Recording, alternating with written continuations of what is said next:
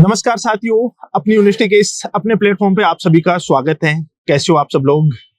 आज स्टूडियो से बाहर अपन कहीं बातचीत करने के लिए आए हैं। मेरे साथ जो शख्स बैठे हैं उनके बारे में मैं थोड़ा सा आपको इंट्रो दूंगा। मेरे साथ डॉक्टर महेश सर हैं, वो बैठे हैं और इनसे इनकी जर्नी के बारे में जानेंगे अभी जो राजस्थान के साथ साथ में अपन सेंटर की जो एग्जाम्स हैं उनकी काफी सारी वैकेंसी जा रखी हैं और उसमें हिंदी का एक बहुत बड़ा रोल है। हिंदी को आप कैसे सरल बना सकते हो, इसमें आप कैसे अपना स्कोर मैक्सिमाइज कर सकते हो, इसके बारे में भी जानेंगे अपन। साथ में जो बदलता ट्रेंड है उसके बारे में जानेंगे। लेकिन उससे पहले मैं बता देता हूँ, डॉक्टर महेश सर हैं, वो अभी राजस्थान के अंदर 2018 बैच के सब इंस्पेक्टर हैं।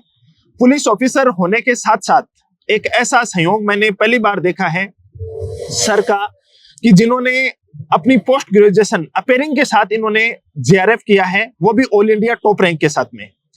इसके साथ साथ मैं बता देता हूँ, ये मेरे पीएचडी बैचमेंट भी हैं। अभी ये पीएचडी अवार्ड हो चुका है सर को। तो इतनी हायर एजुकेशन के बाद में पुलिस डिपार्टमेंट में जाना, ये संयोग आपको बहुत ही कम देखने को मिलेगा। सर, सबसे पहले तो आपको बहुत बहुत बधाई। बहुत बहुत धन्यवाद सर। सर, ऐसा ये संयोग मैंने तो बहुत ही कम देखा है कि पुलिस डिपार्टमेंट इतनी हेक्टिक जॉब और इतना हायर एजुकेशन, इस तरीके का संयोग कैसे मिला?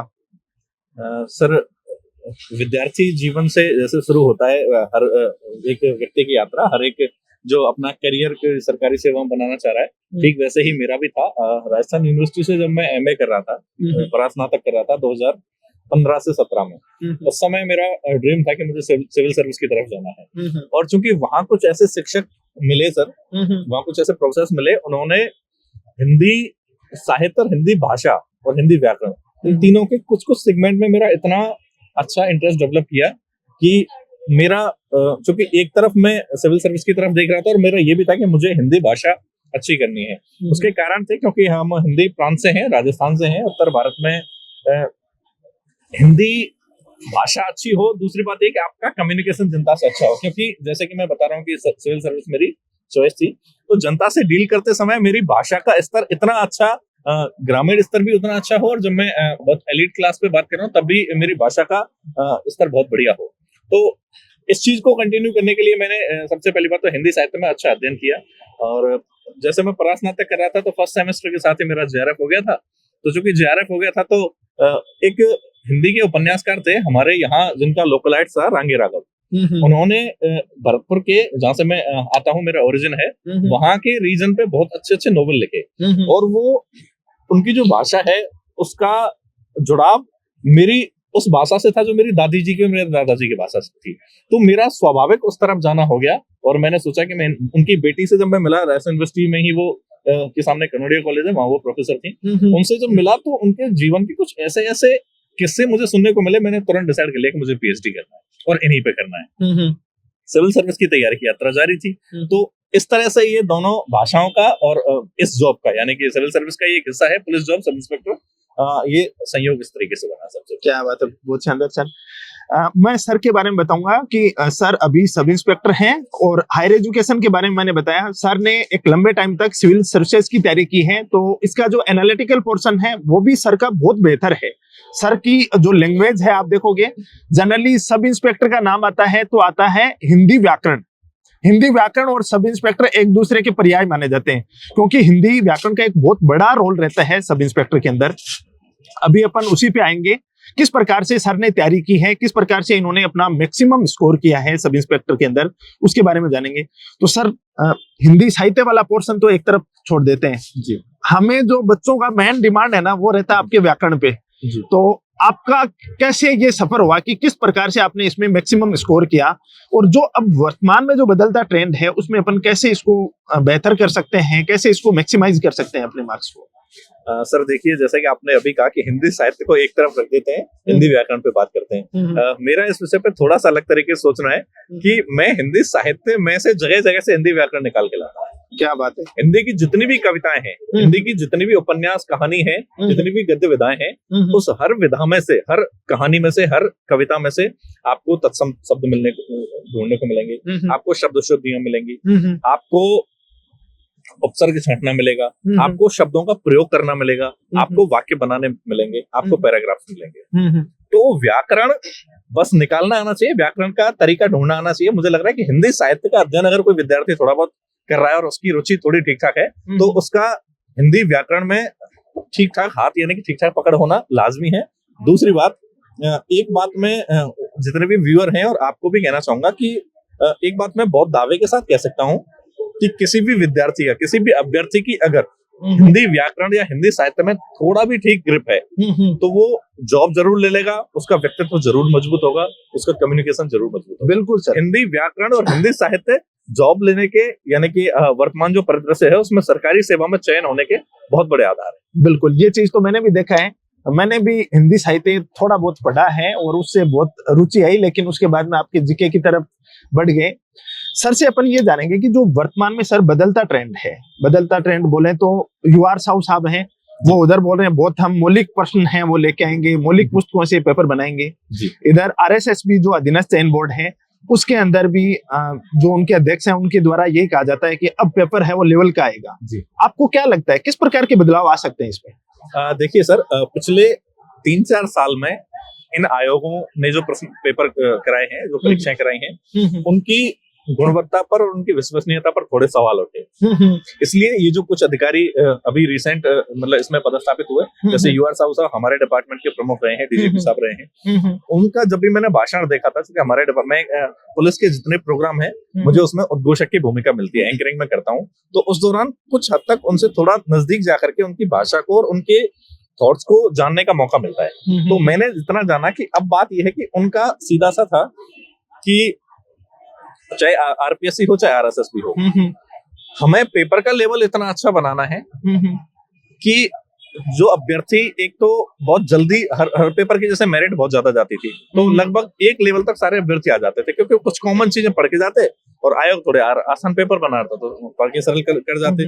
दूसरी बात है कि थोड़ी विश्वसनीयता पर बात थी कि पेपर सॉल्वर वगैरह ये सारी चीजें, उसमें हालांकि हमारा विभाग काफी अच्छा काम कर रहा है, पिछले कुछ दिनों में बहुत उस पर नकेल कसी गई है। दूसरी बात जो इन सबसे इतर है और इन सबसे कहीं ज्यादा महत्वपूर्ण है वो ये है सर कि हिंदी व्याकरण के जैसे मैं बताऊं एक सब्जेक्ट में मैं ठीक से बात कर पाऊंगा, क्योंकि उसके पेपर मैंने बहुत गहराई से देखे कि पिछले कुछ दिनों में ट्रेंड चेंज हुआ है, ऊपर से पेपर बन के नहीं आ रहे, इस दुनिया से बाहर से पेपर बन के नहीं आ रहे हैं। सही बात है। हिंदी ग्रामर की जो मूल किताबें हैं, जो बेसिक किताबें हैं, जो ऑथेंटिक किताबें हैं, जो बिल्कुल ग्राउंडेड सोर्स हैं, उनसे पेपर बन रहे हैं। बस जो आरपीएससी में जो लोग बैठे हैं उन्होंने पेपर बनाने का थोड़ा सा नजरिया चेंज कर दिया कि अभ्यर्थी सतही ज्ञान से अब पेपर पास नहीं कर पाएगा।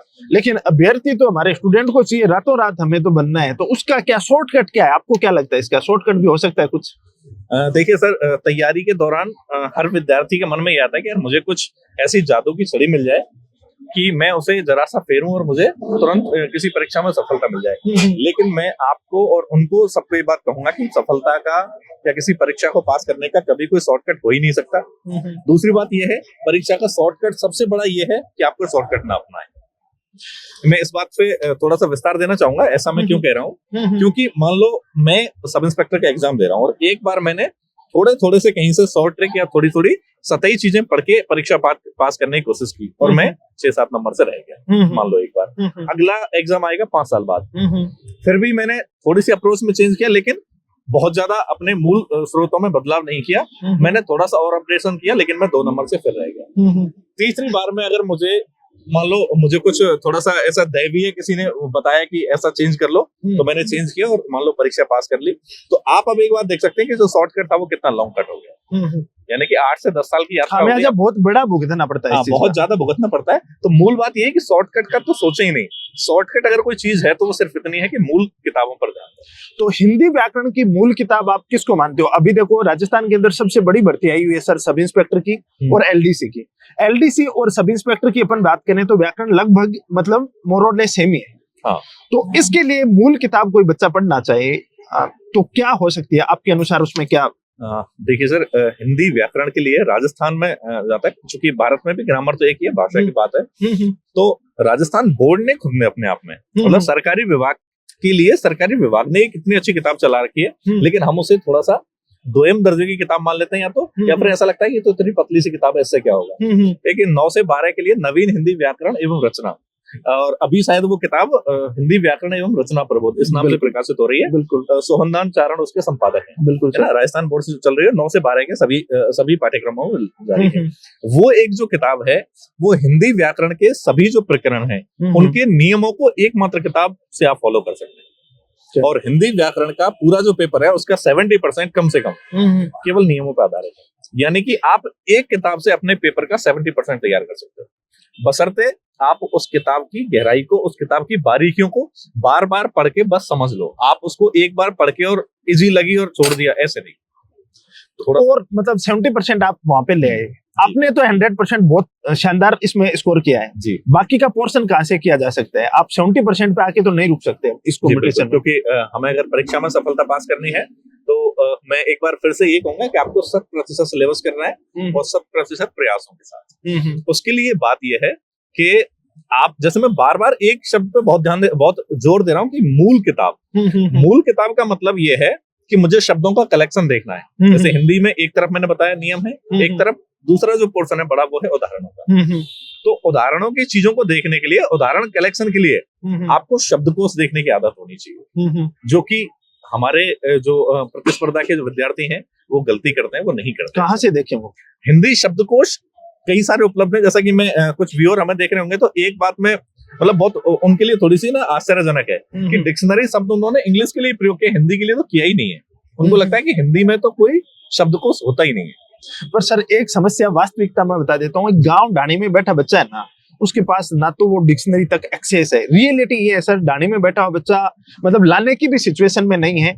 उनके लिए मैं बच्चों की तरफ से ही बात कहूंगा, आप क्या कर सकते हो सर? जो इतना नॉलेज आपने गेन किया है, आप बहुत हेक्टिक जॉब में हो, बहुत ही मतलब उसके अंदर आपका मतलब इसमें पूरे दिन मतलब बिजी रहने वाली जॉब है, लेकिन इतना नॉलेज किया है उसका आप कैसे इन बच्चों के लिए क्या कर सकते हो वो बताओ सर आप। हमें देखो, ना तो डिक्शनरी ला सकते हैं, ना हम मूल किताबें ला सकते हैं, ये कर सकते हैं 9 से 12 वाली बुक है वो ला सकते हैं, लेकिन बाकी की चीजें वो कैसे तैयार कर सकते हैं, उस चीज का आप हमें सोर्स बताओ। देखिए 9 से 12 वाली किताब से नियम पढ़ के आपको करना क्या है कि अगर आपके पास संभव है और आप कर सकते हो तो वो ठीक है, वरना मैं फिर एक दूसरी चीज पे बात करूंगा। सबसे पहली बात यह है कि वामन शिवराव आपटे की एक संस्कृत हिंदी कोश नाम से शब्दकोश आता है, आप वो खरीद सकते हैं। एक राजपाल प्रकाशन का हिंदी शब्दकोश आता है, वो खरीद सकते हैं। और एक समांतर कोश का हिंदी थिसारस नाम से 2 शब्दकोश आते हैं, एक का इलेबोरेशन दूसरे में होता है, यानी कि व्याख्या दूसरे में होती है। आप अगर इन तक अपनी पहुंच बना सकते हैं तो आपको हो सकता है, चूंकि इस यात्रा में चूंकि आप इन चीजों को इतने मोटे मोटे डिक्शनरीज को देखोगे थोड़ा समय जरूर ज्यादा लगेगा, लेकिन जब आप खुद इनको देखोगे तो आपके खुद के कॉन्सेप्ट बनेंगे जो जिंदगी भर के लिए बहुत मजबूत रहेंगे। सर मैं बीच में इंटरप्ट करूंगा। देखो हमारे बच्चे ना तो इतनी भारी भरकम है वो बुक ला सकते हैं, और हम क्यों ना वो एक बात, वो कहावत आपने सुनी होगी, गणेश जी को एक बार बोला कि पूरे विश्व के आपको चक्कर लगा के आना है, तो गणेश जी ने पार्वती और शिव के चारों तरफ चक्कर लगा के बोला यही मेरे लिए तो विश्व है, मैं तो यहाँ पे चक्कर लगा के आ गया। अब जब आपने इतना सारा पढ़ा है तो क्यों ना उस चीज को आप समराइज करके बच्चों को डायरेक्ट करवा दो, ये इतना घूमने फिरने की जरूरत ही ना पड़े।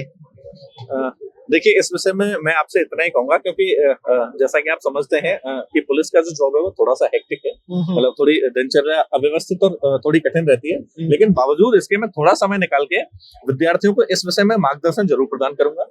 मैं कुछ जो चीजें मैंने कलेक्ट की हैं और जिनका मेरे पास, चूंकि मेरी खुद की एक लाइब्रेरी है मेरे घर पे, पूरे हिंदी साहित्य के और व्याकरण के मिला के, तो जिन सोर्सेज की मैंने अभी बात की थी उन सोर्सेज को एक जगह समराइज करके, एक जगह संक्षिप्तीकरण करके उनको एक प्रॉपर फ्लो के साथ, क्योंकि दिक्कत क्या है इस पूरी यात्रा में, जो एक विषय को हम थोड़ा सा मतलब साइड कर रहे थे, हम इस पर बात नहीं कर पा रहे थे, वो ये है कि आपको इस पूरी के पूरी यात्रा में एक मार्गदर्शक की जरूरत पड़ेगी। ठीक है, आप बिना कोई आपको रास्ता दिखाए आप अगर खुद चलोगे तो थोड़ी सी दिक्कत होगी। तो अगर आपको कोई एक मार्गदर्शक होगा जो या तो उस रास्ते पर चला हो या उस रास्ते पर चल के सफल हुआ हो या उस रास्ते का उसको चलने का अनुभव हो, ऐसे दोनों ही व्यक्ति आपको बहुत अच्छा सहयोग कर सकते हैं। कैसे, मैं बताता हूँ कि नियम एक जगह से फॉलो करो, और मान लो जैसे मेरा पढ़ने का मैं तरीका बताता हूँ और उसी को मैं विद्यार्थियों पे लागू करने का भी कहूंगा। साथ ही साथ मैं उनको चूंकि मैं कुछ थोड़ा मार्गदर्शन समय निकाल के देने का प्रयास करूंगा। मेरा क्या बोलते हैं मेरा अनुभव है उससे, वो ये है कि एक पर्टिकुलर टॉपिक पकड़ो। जैसे मैं आपको पहले भी एक आध बार विद्यार्थियों से थोड़ी बात हुई थी, मैंने कहा था कि जैसे मान लो संधि टॉपिक है हिंदी व्याकरण का, वो संधि टॉपिक अपने आप में ऐसा है कि आपने अगर उसकी बारीकियों को पकड़ा, जैसे कि पिछले मैं एक एग्जांपल से बताता हूँ आपको। पिछले कुछ दिनों में आयोग ने पेपर का पैटर्न में बदलाव किया है, आरपीएससी ने भी और आरएसएस ने भी। वो बदलाव क्या किया है, जैसे हम संधि टॉपिक पे अगर बात कर रहे होते हैं, संधि टॉपिक से जब भी प्रश्न आते थे तो केवल ये आता था कि संधि शब्द दे रखा है, यानी कि जोड़ वाला शब्द दे रखा है, उसको दो टुकड़ों में तोड़ना है और उससे अपने को संधि निकालनी है कि यण संधि है, स्वर संधि का मान लो, यण संधि है, वृद्धि संधि है, गुण संधि है, या फिर विसर्ग संधि है, व्यंजन संधि है। ये अब तक का पैटर्न था, हम भी लगभग ऐसे ही तैयार करते आ रहे थे और 60-70%, 80% नंबर मिल जा रहे थे, तो हमें लग रहा था कि ठीक है हमारी तैयारी। आयोग ने चेंज क्या किया है, संधि प्रकरण के माध्यम से मैं बताऊंगा कि संधि शब्द को जब आप विच्छेद करो तो पहली बात तो दो सार्थक इकाइयों में टूटना है, ये बात ध्यान रहे, यानी कि दोनों तरफ जो शब्द है वो सार्थक होने चाहिए। इस पे हमारा फोकस नहीं था, इसलिए नहीं था क्योंकि हमें दोनों सार्थक क्या है, एक का अर्थ क्या है, दूसरे का अर्थ क्या है, वो हमें पता नहीं। एक तो इस जगह हम गलती करते हैं, ठीक है, जो कि अब अगर कर रहे हो तो फेल हो रहे हो। दूसरी बात ये है कि जब ये दो शब्द एक दूसरे के पास आ रहे हैं तो उसमें ध्वनि परिवर्तन होना चाहिए। ध्वनि परिवर्तन का मतलब यह है या तो मात्रा में अंतर हो या फिर व्यंजन के किसी रूप, कोई रूप एक रूप से दूसरे रूप में परिवर्तित हो जाए। दूसरी बात, तीसरी बात यह है जो बहुत ज्यादा महत्वपूर्ण है, जिस पर लगभग मैं मानता हूं कि अभी बहुत विद्यार्थियों का पहुंच नहीं है, कि वो जो नया शब्द बन रहा है या फिर या तो दो शब्दों में टूट रहा है या फिर दो शब्दों से मिलकर नया शब्द बन रहा है, उसमें उन दोनों का अर्थ सामंजस्य बना रहना चाहिए, यानी कि उनका थोड़ा थोड़ा मीनिंग या फिर लगभग पूरा मीनिंग उस अर्थ में होना चाहिए। ये अप्रोच अगर हम लेके चलेंगे तो हम संधि के जितने भी क्वेश्चंस आएंगे उनको आयोग भले कितना ही आगे चला जाए, कितना ही कठिन ले, शब्द तो फिक्स है। मैं कह रहा हूँ हर बात की अपनी सीमा है। हिंदी व्याकरण बहुत वैज्ञानिक सब्जेक्ट है, अगर आप उसके पूरे साइंस को पकड़ लो तो बाहर कुछ नहीं है, 100% स्कोर कर सकते हैं, बशर्ते हमें उसकी टेक्निक को बारीकी से देखना है। देखो, मूल बात यह है सर कि हम काफी लंबे समय से इसके ऊपर डिस्कशन चल रहा था कि अब बदलते पैटर्न में अपन कैसे बेहतर कर सकते हैं, किस प्रकार से सब इंस्पेक्टर के एग्जाम है, आने वाली जो एलडीसी के एग्जाम है उसके अंदर जो हिंदी का बहुत बड़ा रोल है। तो सर ने बहुत सारे सुझाव दिए मेरे को, बोले सर ऐसे किया जा सकता है, ऐसे किया जा सकता है। तो फिर फाइनली हम दोनों बैठ के यही डिस्कशन किया, वो सर सुझावों से काम नहीं चलेगा, मार्गदर्शन से काम नहीं चलेगा, इन सब बच्चों को आपकी क्लास चाहिए, सीधी मूल बात है उसके ऊपर आते हैं अपन। और सर ने बोला व्यस्तता है, वो व्यस्तता से आप मैनेज करो, इस चीज को आप अपने हिसाब से चीजें करो। फिर फाइनल जो डिस्कशन हुआ और इसका निष्कर्ष निकला वो ये निकला कि पर डे के 3 घंटे इन बच्चों के होने चाहिए आपके, नहीं तो आपकी शिक्षा का कोई महत्व नहीं है। देखो, जो ग्रेजुएशन किया हुआ है वो भी पुलिस ऑफिसर में गए हुए हैं, आपने जो हायर एजुकेशन में और इतनी सालों तक आपने जो मेहनत की है उसकी वास्तविक रूप से उसका महत्व तभी ही साबित होगा जब बच्चों को इसका बेनिफिट मिलेगा। तो अब आप इस चीज को लेके निश्चिंत रहें, हिंदी व्याकरण है वो चाहे सब इंस्पेक्टर हो, चाहे एलडीसी हो या अदर कोई भी एग्जाम हो, जहां पे हिंदी व्याकरण आ रही है उसकी जो बारीकियां हैं वो डॉक्टर महेश सर हैं, वो आपको पूरी की पूरी चीजें हैं वो पढ़ाने वाले हैं और बहुत बारीकी से। और इतना मैं गारंटी के साथ आपको दावे के साथ कह सकता हूं कि जो भी नेक्स्ट एग्जाम होगी, अभी आरपीएससी के द्वारा हो या आरएसएसबी के द्वारा, उनमें सिंगल क्वेश्चन अपने पढ़ाइयों में से बाहर नहीं जाएगा। और सर की क्लासें आपको जल्द ही 1 या 2 दिन के अंदर पूरी सिस्टमेटिक ढंग से आपको देखने को मिलेंगी। इनका जो अनुभव है, इनका जो नॉलेज है, उसका आप सबको बेनिफिट मिलेगा। देखो, बहुत सारी चर्चाएं हुई हमारी इस चीज को लेके, लेकिन मैंने बोला सर चर्चा सार्थक तभी होगी जब इन बच्चों को आप क्लास लोगे, आप कैसे भी टाइम निकालो। और उसके लिए सर सहमत हो चुके हैं और सर आपकी अब रेगुलर क्लास है वो लेके आने वाले हैं। ये क्लासेस पूरी सिस्टमेटिक ढंग से जितने भी आपके टॉपिक हैं उनको बहुत शानदार तरीके से आपको प्रैक्टिस, उनके रूल, उनका जो भी उनके चीजों साथ में होंगी वो सब की सब चीजें करवाएंगे। बात बची मूल किताबों की। देखो, मूल किताबें पढ़नी पड़ेंगी, लेकिन ये मुझे भी पता है आप लोग जो गांव डाणी से बच्चा है वो मूल किताबें लाना हिंदी की, उनको पढ़ना, उनको समझना एक निश्चित टाइम पीरियड में थोड़ा पॉसिबल नहीं है। कुछ बच्चे जो हिंदी साहित्य से जुड़े हुए हैं वो चीज पढ़ लेंगे, तो क्यों ना उन सब चीजों का कलेक्शन करके उनकी शानदार सी मलाई ऊपर से उतार के और उन बच्चों को परोस दी जाए ताकि उनका भला हो सके। सर इस चीज के लिए भी सहमत हैं, पूरी की पूरी चीजें हैं वो तैयार करके और आपको करवाने वाले हैं। तो सर अब इस इंतजार कब खत्म होगा ये बताओ आप। अभी कल संडे है, परसों 26 जनवरी है, अब आप बता दो जो भी आपको वार वगैरह में आप विश्वास करते हो तो वो भी आप घोषणा कर दो यहाँ पे। नहीं, मैं किसी वार में तो विश्वास नहीं करता, मैं विश्वास अपने आप में करता हूँ। हाँ। सबसे मूल बात, चूंकि मेरा जो भी अध्ययन अध्यापन का काम रहा है, मुझे लगता है कि वो मेरा सबसे रुचिकर काम रहा है।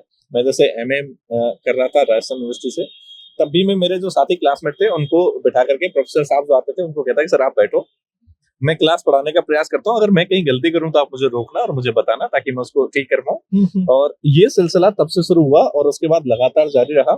मैंने मेरे साथ रूम पे रख के कुछ जैसे स्टूडेंट थे, यूपीएससी के भी थे, यूपीपीसीएस के थे, उनको पढ़ाया, वो सफल भी हुए।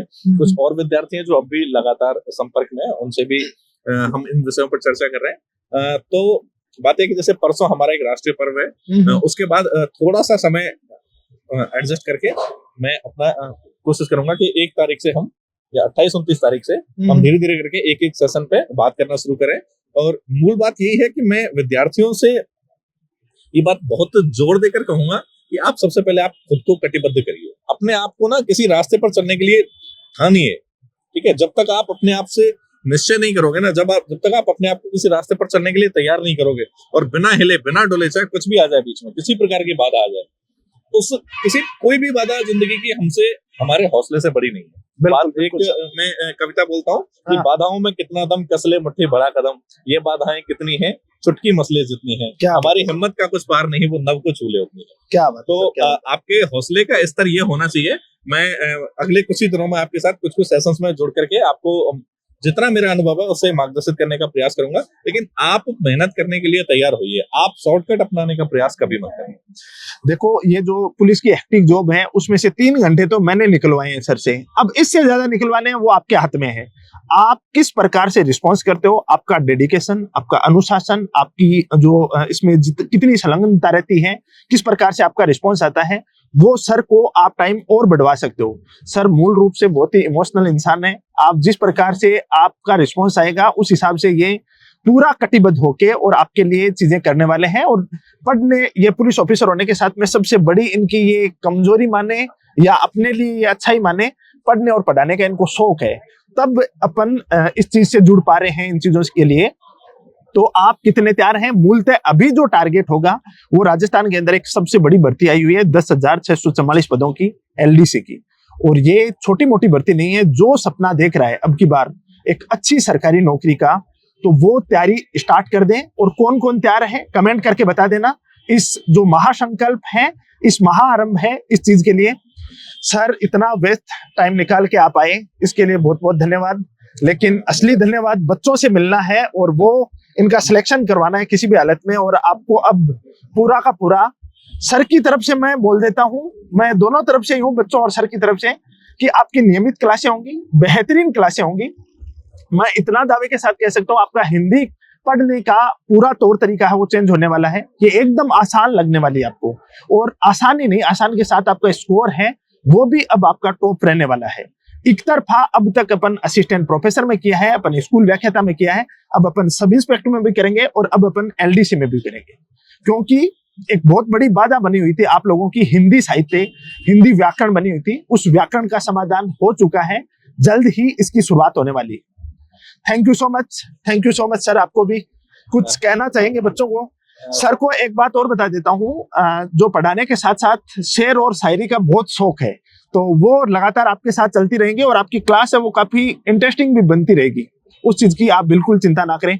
सर बच्चों को एंड में सर सबसे पहले तो आप बाहुबली फिल्म में जो राजमाता शिवगामिनी देवी है उसकी तरह आप वादे कर देते हो और मुझे फंसा देते हो, लेकिन कोई बात नहीं, चूंकि आप मेरे मित्र हो और पीएचडी मेट हो, तो आपने अगर वादा किया है, वादा टूटना नहीं चाहिए। और चूंकि विद्यार्थियों को आवश्यकता होती है, मार्गदर्शन जरूरी है किसी भी रास्ते पर चलने के लिए, मैं आपके साथ जुड़ा रहूंगा, मैं आपके साथ काम करूंगा, सहयोग करूंगा, क्योंकि मैं अभी भी जहाँ पदस्थापित हूँ राजस्थान पुलिस अकादमी में, वहां भी मैं पढ़ाने का ही काम करता हूँ, ट्रेनर हूँ, प्रशिक्षक का ही काम करता हूँ। प्रशिक्षक का काम पता नहीं मेरे भाग्य में इस जॉब के साथ साथ शायद लिखा भी था, लेकिन इस काम को करने के दौरान मैं कुछ चीजों से अपने आप को हमेशा जोड़ के रखता हूँ। मैं एक शायरी के माध्यम से अपना अभी जो मैं कुछ महसूस कर रहा हूँ या जिन चीजों को सोच रहा होता हूँ उनको बताता हूँ कि या रब मेरे वजूद को वो इख्तियार दे जो जिंदगी को धूप में हंसकर गुजार दे। क्या बात है सर। या रब मेरे वजूद को वो इख्तियार दे जो जिंदगी को धूप में हंसकर गुजार दे और बेजौक चल पड़े जो हर एक जुर्म के खिलाफ।